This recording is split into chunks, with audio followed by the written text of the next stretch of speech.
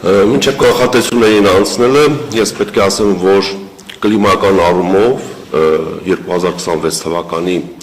և գարունը և հունիսը բացառիկ ամիսներ էին, որովհետև հունվարից սկսած մինչև մայիս, այսինքն 5 ամիս շարունակ հանրապետության տարածքում տեղումների քանակը եղել է նորմայից ավել։ Առանձին ամիսներին, ինչպես արդեն նշվեց, հատկապես փետրվարին, մարտին, մենք ունեցել ենք հատվածներ, հատկապես Արագածի հարավային լանջերին, երբ տեղումների քանակը եռակի և քառակի անգամ եղել է նորմայից բարձր։ Ես շուրջ 25 տարի լինում եմ լեռներում և չեմ հիշում որևէ տարի, երբ ծովի մակերևույթից 2700-2800 մետր բարձրության վրա տարվա այս ժամանակահատվածում, այսինքն հունիսի 20-ի դրությամբ, 20-21-ի դրությամբ, լինեն ձնաբծեր, որոնց բարձրությունը կարող է հասնել մինչև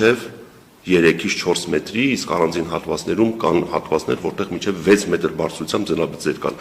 Ավելին, 2900-ից 3000 մետր բարձրությունների վրա մենք ունենք դեռ համատարած ձնածածկույթ, այսինքն ոչ թե դրանք ձնաբծեր են, այլ կա համատարած ձնածածկույթ։ Մեր ակնալիճը Գեղամալեռների վրա, Քարելիճը Արագածի վրա, երբ որ սառույցից ազատվում են սովորաբար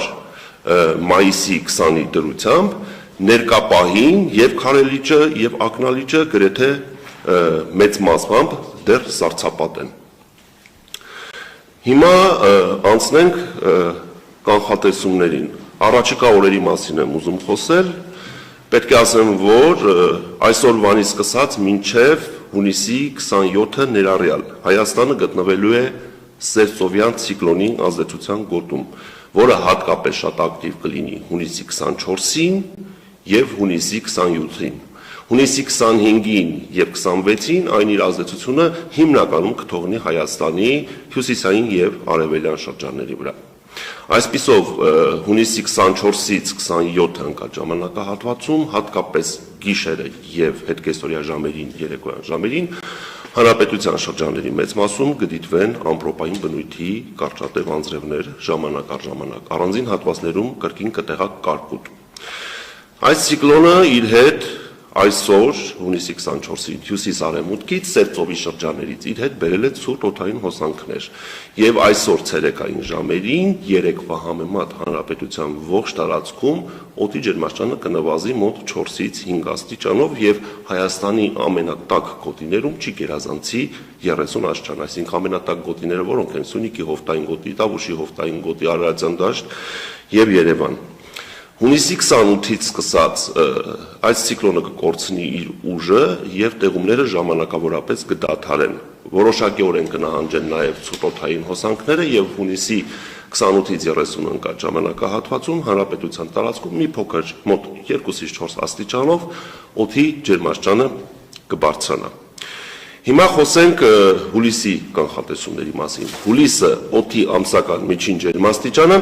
հանրապետության ողջ տարածքում կանխատեսվում է կլիմական նորմայի սահմաններում։ Տեղումների քանակը սպասվում է նորմայից ավել, այսինքն ունենալու ենք ոչ շատ շոգ և բավարար տեղումներով հունիս։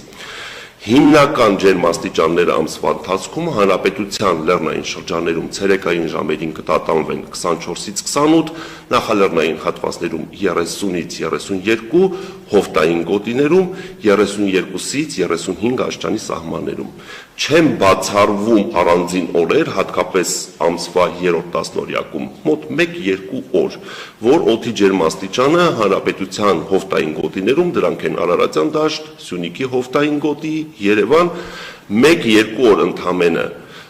տատանվի 38-ից 40 աստիճանի սահմաններում։ Ընդհանուր առմամբ ամսվա մեծ մասը մենք ունենալու ենք հանրապետությունում կոմֆորտային ջերմաստիճան, ինչպես արդեն նշեցի։ Ուզում եմ անդրադառնալ վերջին օրերին, հատկապես